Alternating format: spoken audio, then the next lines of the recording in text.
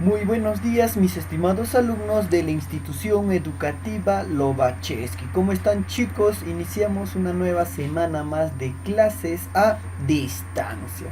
Bueno, chicos, espero que se encuentren bien en casa, espero que se encuentren bien de salud y espero que estén escuchando las recomendaciones que hemos dado todos los docentes. Escuchen las recomendaciones que sus padres les da. Nada, bueno, y que se encuentren bien más que nada, chicos, y que estén resolviendo eh, sus tareas y las clases que estamos impartiendo, chicos. Bueno, mis queridos alumnos, el día de hoy desarrollaremos el curso de Historia del Perú. Bueno, soy el profesor Johnny Raúl Callao Paco Taipe. Y bueno, ya les he mencionado que el día de hoy desarrollaremos el curso de Historia del Perú. Bueno, chicos, sigamos explorando la colonia, o mejor dicho, sigamos explorando el periodo colonial. Recuerden que la semana pasada hemos desarrollado los santos y las organizaciones religiosas que han abordado o que han llegado hacia nuestro territorio.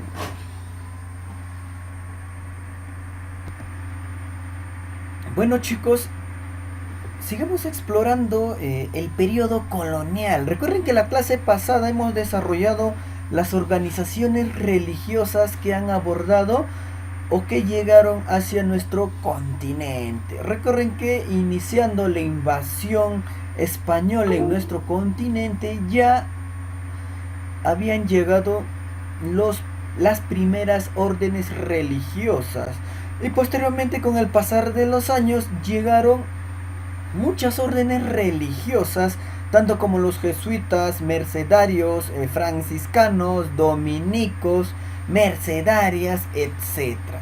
Y posteriormente hemos desarrollado los santos en la colonia, ¿verdad, chicos? Recuerden que llegaron a nuestro territorio esta nueva religión.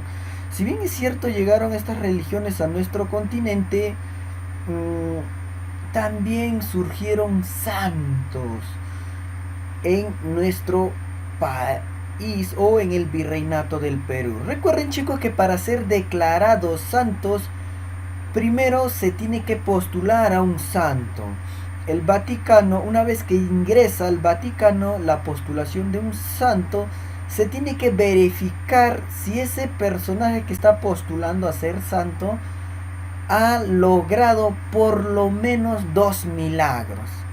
Si se certifica la existencia de 2 milagros, recién sube de categoría y se le beatifica. Una vez beatificado, se proclama santo a esa persona, bien sea varón o mujer. Y es lo que ha ocurrido, por ejemplo, con San Martín de Porres, Santa Rosa de Lima y Santo Toribio de Mogrovejo, ¿verdad? Bueno, existieron muchos santos más, pero se podría decir que son los 3 santos más principales que han existido en el periodo colonial.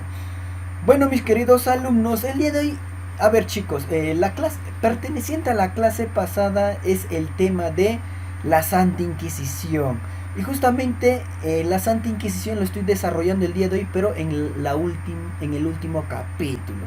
Bueno, el día de hoy vamos a desarrollar la organización educativa en el periodo colonial. ¿Ya, chicos? Bueno, iniciamos.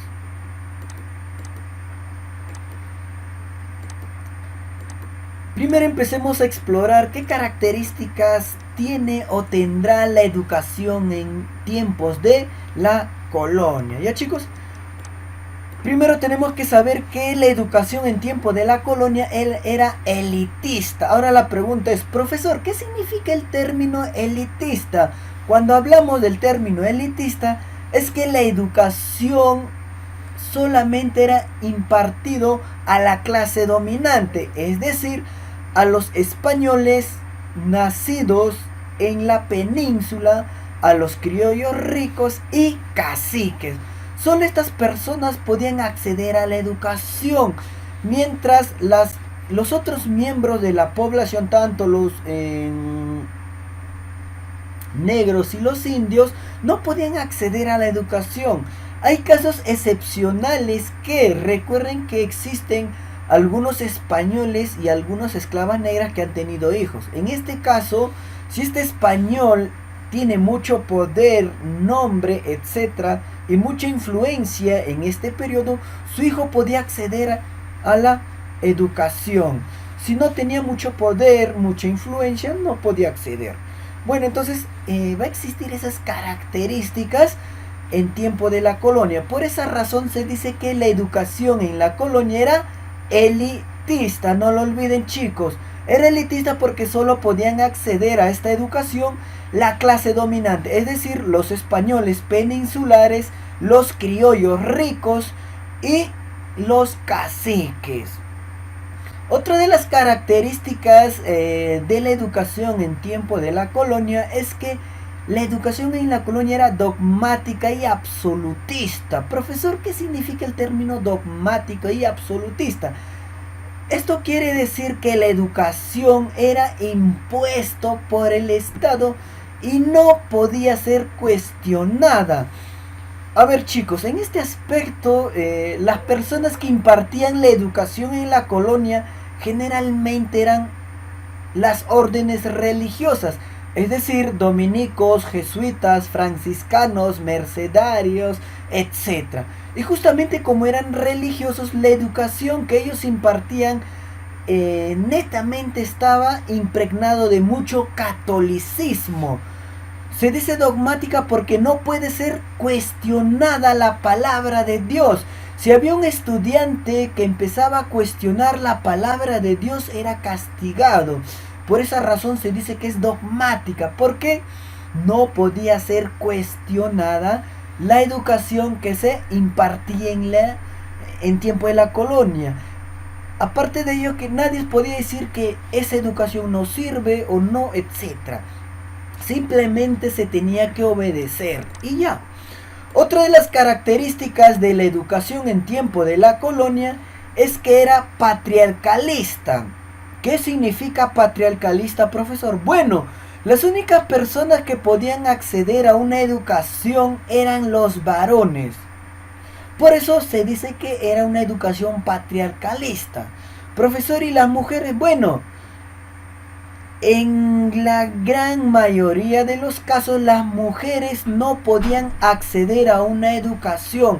No importa si esa mujer pertenecía de una familia noble o tenía mucho dinero, pero generalmente las mujeres no podían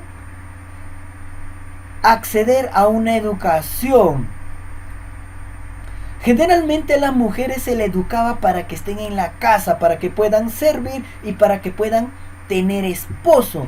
Eso eran las características que tenía la educación. Si ustedes se dan cuenta, era una educación machista porque solamente podían acceder los varones y se excluía de toda educación a las mujeres. Ya, chicos, bueno, esos serían las características de la educación en tiempo de la colonia, pero no es todo.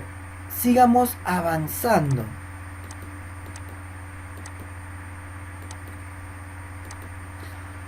Otra de las características de la educación en tiempo de la colonia es la religiosidad, es decir, que predominaban los contenidos religiosos y escolásticos. Recuerden, chicos, esto quiere decir lo siguiente. Bueno, en tiempo de la colonia, netamente la educación estaba impregnado de religiosidad, como ya les había mencionado. Nadie podía cuestionar. Para que tengan una idea, chicos, recuerden que desde el punto de vista religioso, la Tierra es el centro del universo porque Dios ha creado a la Tierra. Y todo el sol, la luna y absolutamente todas las estrellas están girando alrededor de la Tierra. Eso se llama, por ejemplo, la teoría geocéntrica. Cuando hablamos de la teoría geocéntrica, quiere decir que absolutamente todo gira alrededor de la Tierra. Pero si había un estudioso un astrónomo que empezaba a cuestionar el geocentrismo de la Tierra y empezaba a manifestar más bien el heliocentrismo. Profesor, ¿qué significa heliocentrismo?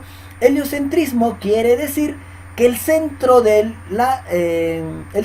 todo es el Sol. Recuerden que ya con los avances de la ciencia, por el avance de la ciencia, sabemos que el centro de todo es el Sol y que la Tierra gira alrededor del Sol justamente por efecto de la atracción gravitacional que ejerce el Sol sobre los otros astros. Si alguien empezaba a cuestionar y mencionaba lo que acabo de decir o señalar, entonces esa persona era castigada, incluso podía ser ejecutado en la Santa Inquisición. ¿Por qué? Estaba cuestionando la Biblia, estaba cuestionando el origen del universo y otros temas más. Es por esa razón que nadie podía chocar con la religiosidad. Recuérdense cómo era en la Edad Media en Europa, ¿verdad? Todo era religión y nadie podía cuestionar a la religiosidad. Bueno, con la llegada de los españoles, todo ello también se implantó en nuestro continente. Nadie podía cuestionar la religiosidad. Esa sería una de las características. Y para terminar, por último, otra de las características de la educación en tiempo de la colonia era la rigoricidad. Era muy rígida. ¿Esto qué quiere decir, profesor? Bueno, chicos, la educación en tiempo de la colonia 1 era muy rígido y disciplinado, era muy memorístico. Un estudiante aprendía una materia o una clase cuando se memorizaba absolutamente todo el texto. Si una persona no se memorizaba, entonces no había aprendido. Entonces, esas eran las características de la educación en tiempo de la colonia. Otro de los datos que tienen que saber, chicos, es que si un alumno no se memorizaba, el maestro que dictaba la materia podía castigar al hijo o al estudiante. Estos castigos iban desde golpes o castigos físicos, chicos. Imagínense, ser memorístico, incluso recibías castigos físicos, eran golpeados con azotes, etc. Y justamente los padres de estos estudiantes autorizaban estos maltratos físicos al cual recurrían los maestros en tiempo de la colonia. Ya, chicos, no se olviden. Bueno, para pasar al siguiente capítulo, no se olviden, la religiosidad en tiempo de la colonia, nadie podía cuestionar la religión. Y otro, la rigoricidad o lo rígido, que era la educación en tiempo de la colonia. Uno, que era memorístico. Tenían que memorizarse la materia o la clase o la lección que se estaba enseñando en ese momento. Y otro, que si no se aprendían la clase, eran castigados por el maestro, y los castigos llegaban hasta los golpes y maltratos físicos que eran autorizados por los padres de los estudiantes.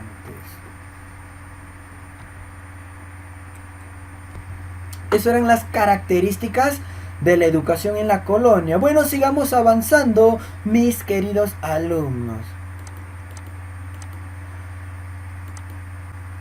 Bueno, acabamos de desarrollar las características de la educación en tiempo de la colonia. Ojo, la educación era tanto en niveles inferiores como en los niveles superiores. Ahora estudiemos, por ejemplo, o desarrollemos la educación superior. Bueno, chicos, la educación superior en tiempo de la colonia eran impartidas en los colegios mayores y las universidades. Ahora iniciaré a mencionar los principales colegios mayores que han existido en tiempo de la colonia. Tenemos el Colegio San Martín. Ojo, los colegios mayores eran una especie de colegio secundario, ¿ya, chicos? En los colegios mayores se estudiaba antes de ingresar a la universidad, para que tengan una idea. Bueno, los colegios mayores que existían en tiempo de la colonia era el Colegio Mayor de San Martín, que justamente en este colegio eran impartidos o educados por los jesuitas. Después tenemos el Colegio Mayor de San Felipe Neri, que justamente era impartido la educación por el Arzobispado de Lima. Después tenemos el Colegio Mayor de San Ildefonso, que justamente colegio mayor eran educados por los agustinos. Después tenemos San Pedro de Nolasco, que justamente en este colegio mayor educaban los mercedarios. También tenemos Santo Tomás, que justamente este colegio mayor se educaban, o los personajes que van a educar son los dominicos. Y por último tenemos el Colegio Mayor de San Buenaventura, que justamente eran impartidos y educados por los franciscanos. No se olviden, chicos, que en estos colegios mayores se educaba o se estudiaba antes de ingresar a las universidades. Bueno, en tiempo de la colonia, mis queridos alumnos, también se han estudiado o se han fundado universidades. La primera universidad que se ha fundado en el Virreinato del Perú fue la Universidad Nacional Mayor de San Marcos. ¿Dónde queda la Universidad Nacional Mayor de San Marcos? Bueno, chicos, queda en Lima y fue fundado el 12 de mayo de 1551. Recuerden que los españoles llegan al territorio peruano o al Tahuantinsuyo en 1532, es decir, 19 años después de la llegada de los españoles al Tahuantinsuyo, se va a fundar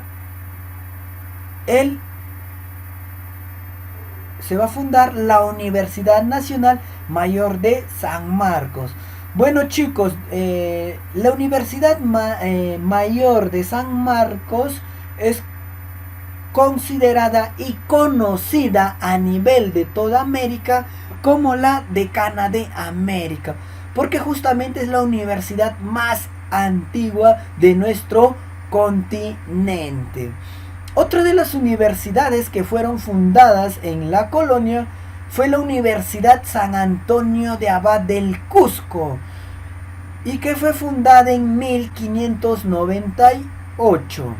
Otra universidad que fue fundada fue justamente nuestra universidad que tenemos en nuestra ciudad, es decir, la Universidad Nacional San Cristóbal de Huamanga. Fue fundada en Ayacucho en 1677. Bueno, chicos, son las principales universidades que van a ser fundadas en el periodo colonial.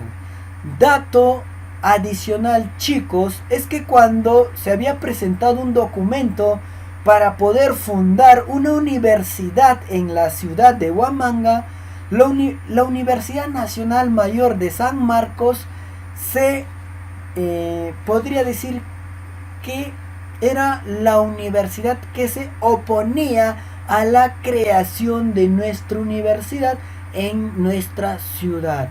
Pero a pesar de que la San Marcos se estaba oponiendo, de todas formas se ha fundado la Universidad Nacional San Cristóbal de Huamanga. ¿Ya, chicos?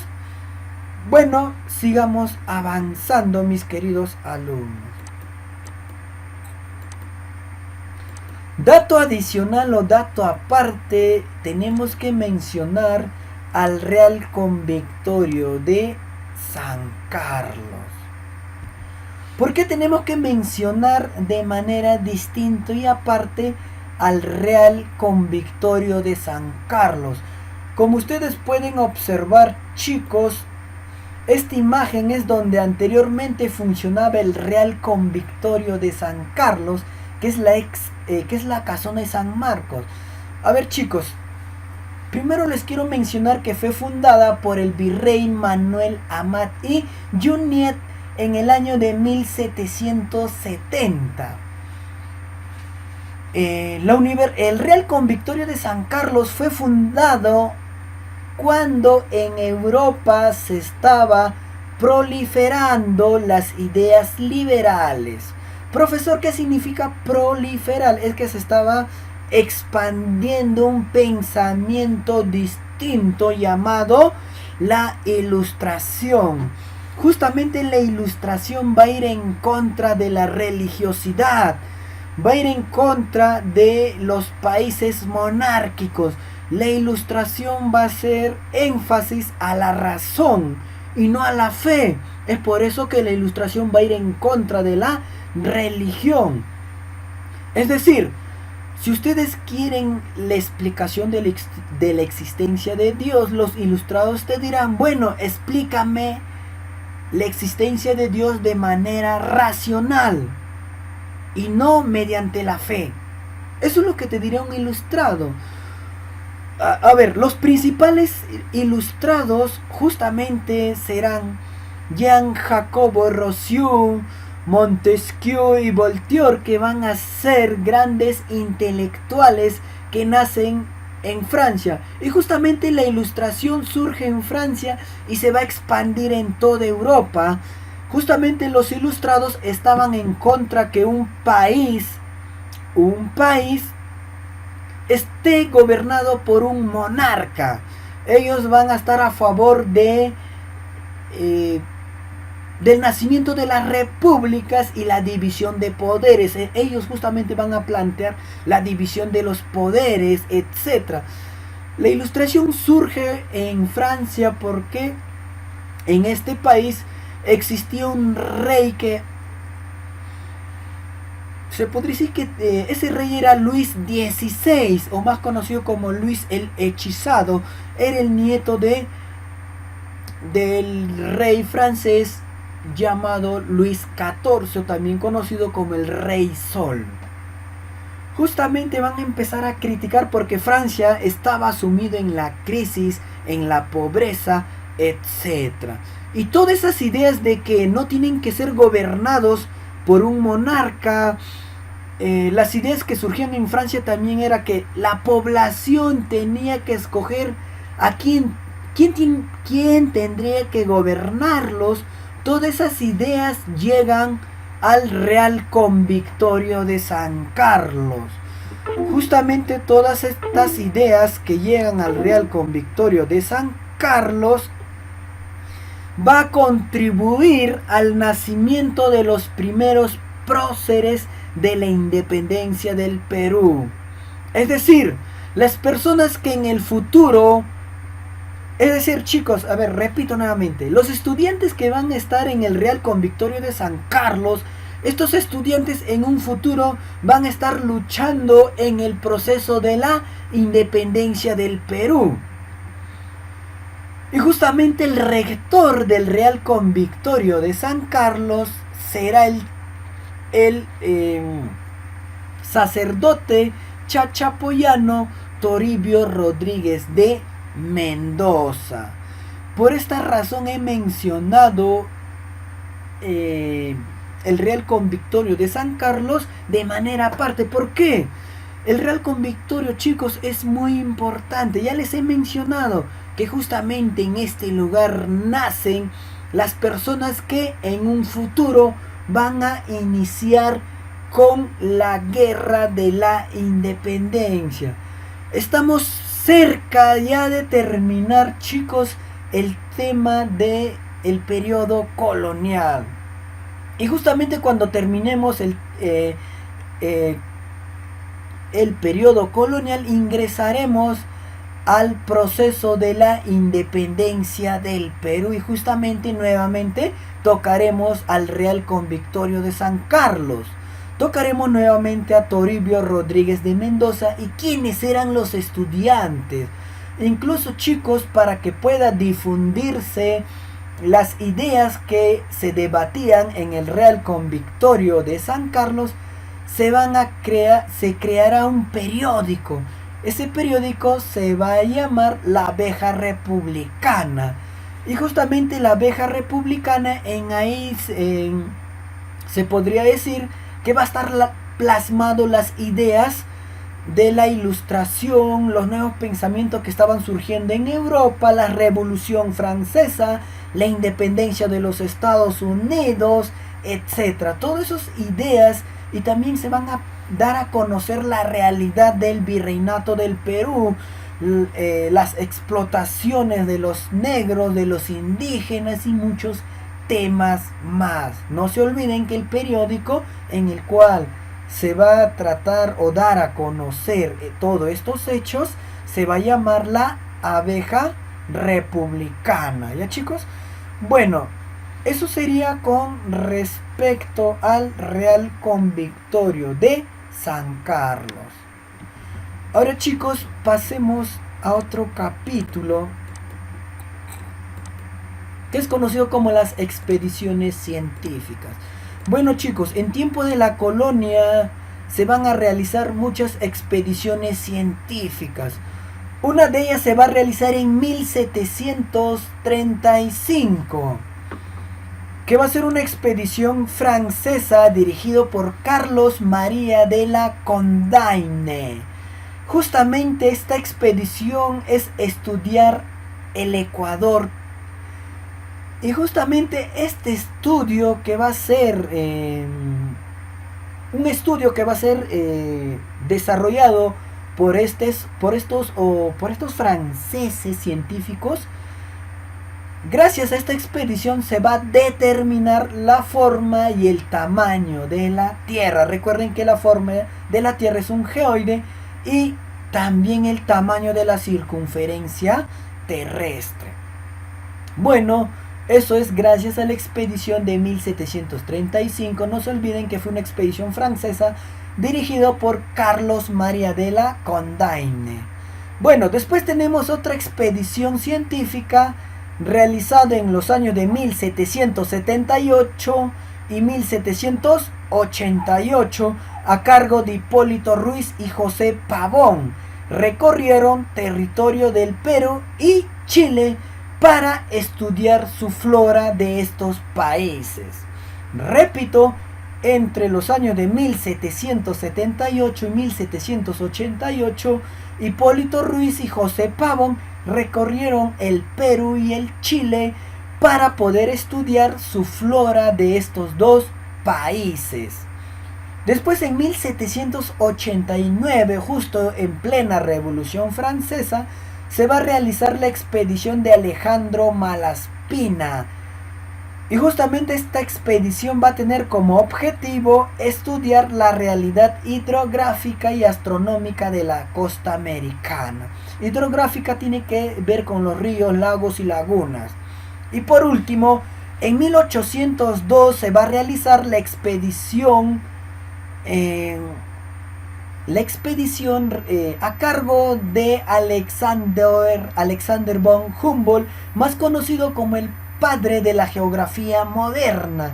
El estudio que va a realizar es justamente a la costa peruana, chicos, la costa peruana.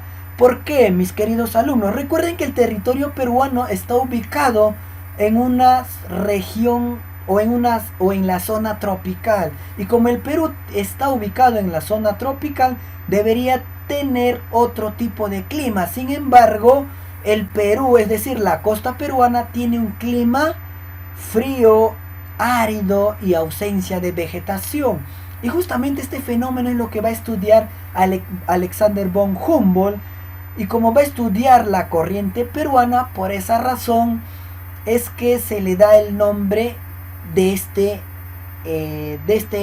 intelectual. Por esa razón, la corriente peruana también se conoce como la corriente de von Humboldt. ¿Ya, chicos?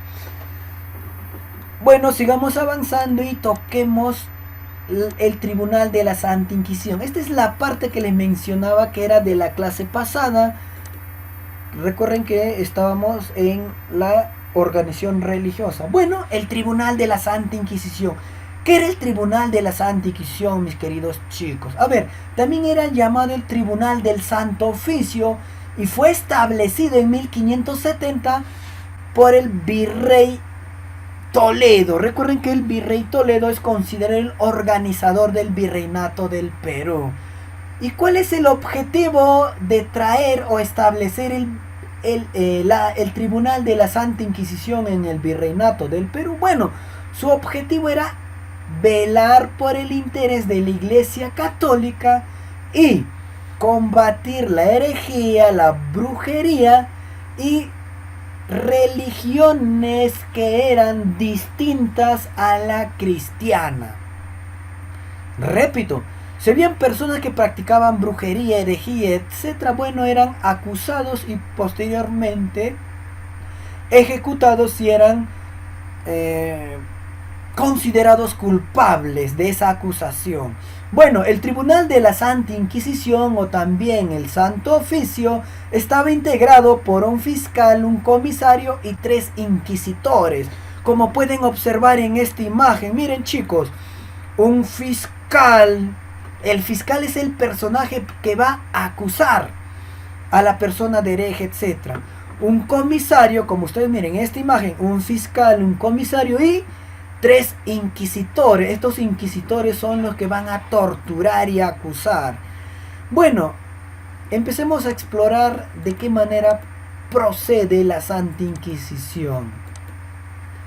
Primero, chicos, el fiscal acusa a un personaje dependiendo qué delito está cometiendo. Ojo, delitos religiosos no tienen nada que ver con robos, asaltos, asesinatos. No, esos temas lo ven otra institución. Esto netamente lo ve temas religiosos.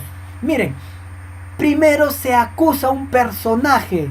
Imaginemos que es un personaje acusado de brujería. Bueno, se le llama a ese personaje y se le investiga. Y durante la investigación, a este personaje que es acusado de brujería o herejía, se le va a torturar.